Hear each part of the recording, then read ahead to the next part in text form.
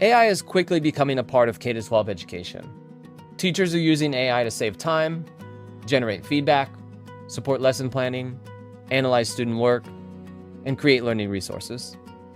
And the real question is no longer just, should teachers use AI? The more important question is, how do we use AI responsibly, in a way that protects students while supporting teachers and strengthening learning outcomes? Responsible AI use does not mean avoiding technology. It also does not mean accepting every new AI tool without asking questions. Responsible AI sits somewhere in the middle. It means using AI carefully, with clear boundaries. It means asking, what data is being used? Who reviews the output? Could the tool be biased? Are students still thinking for themselves? And does the teacher remain in control? That's the mindset schools need. Not fear, not blind trust, but thoughtful, professional use. The first check is student data privacy. In K-12, student work is not just content. It can include names, writing samples, performance patterns, learning needs, and other sensitive information. So before using any AI tool, teachers and schools should ask, what student data does this tool collect? How long is it stored? Who can access it? Is the data used only for educational purposes? And, most importantly, is student work used to train AI models? For classroom AI tools, privacy should never be a vague promise. It should be clearly documented. The safest tools are built around data minimization, strong access controls, and clear commitments that student information is not used for unrelated commercial purposes. For teachers, this matters because trust starts with protecting students. The second check is fairness. AI systems can sometimes reflect bias from the data they were trained on. In education, that matters a lot. A student's writing style, language background, disability, cultural context, or learning history can affect how their work should be understood. If an AI tool gives a score or feedback without context, it may miss something important. That is why teachers should never treat AI output as automatically correct. A responsible AI workflow gives the teacher the ability to review the score, question the feedback, adjust the rubric interpretation, and make the final decision. Fairness does not come from automation. Fairness comes from combining useful technology with teacher judgment. The third check is academic integrity. Generative AI has made it easier for students to produce essays, answers, code, summaries, and creative work very quickly. That creates a real challenge, but the answer can not only be detection and punishment. A better approach is to design learning experiences where students show their thinking. That could mean drafts, reflection journals, oral explanations, in-class writing, planning, notes, or revision history. Teachers can also set clear classroom expectations. When is AI allowed? When is it not allowed? When should students disclose AI use? And what counts as their own work? Academic integrity in the AI era is not just about catching misuse. It's about teaching students how to use powerful tools honestly and responsibly. The fourth check is equity.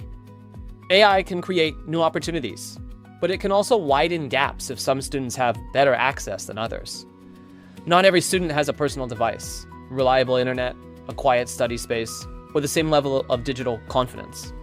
So responsible AI use means planning for access. Can students complete the assignment without using AI at home? Are school devices available? Are there low-tech alternatives?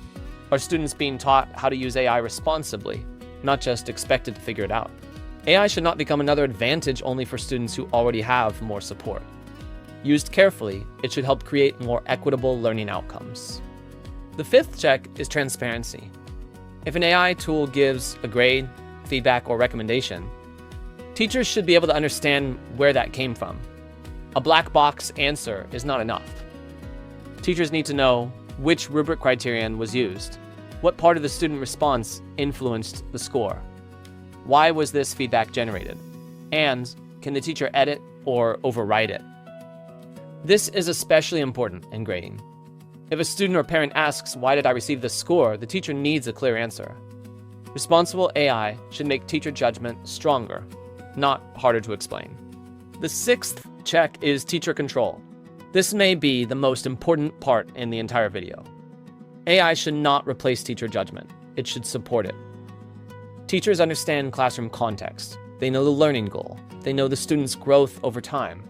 They know when a response shows progress, even if it's not perfect. They know when feedback needs to be more encouraging, more specific, or more direct.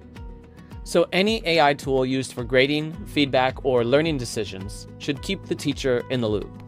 The teacher should be able to review, edit, override, and approve before anything reaches students. That is what separates responsible AI use from blind automation. The seventh check is student well-being.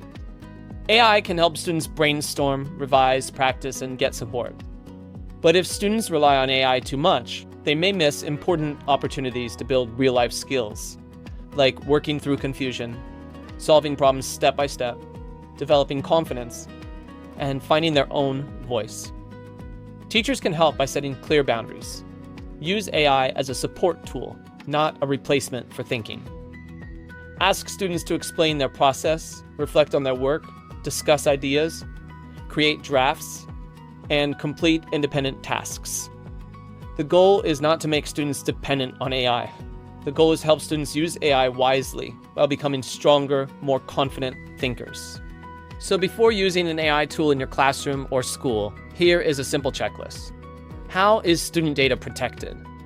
Could the AI output be biased? Are students still showing their own thinking? Does every student have fair access? Can the AI explain its output? Does the teacher stay in control? And does the tool support student growth instead of replacing student effort? These questions are not meant to slow teachers down.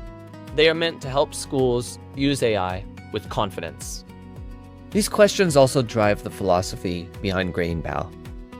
GradingPal is designed to help teachers grade faster, give better feedback, and understand student learning more clearly. But the teacher remains central. The AI can support the first pass, but then the teacher reviews the rubric-aligned score. The teacher applies professional judgment. The teacher edits feedback. And the teacher approves everything before results are finalized. Responsible AI in grading is not about removing the teacher. It's about giving teachers a stronger starting point while keeping trust, fairness, and human judgment at the center. Educators will continue to explore ways to use AI. The question is not whether schools will use technology. The question is whether we'll use it responsibly.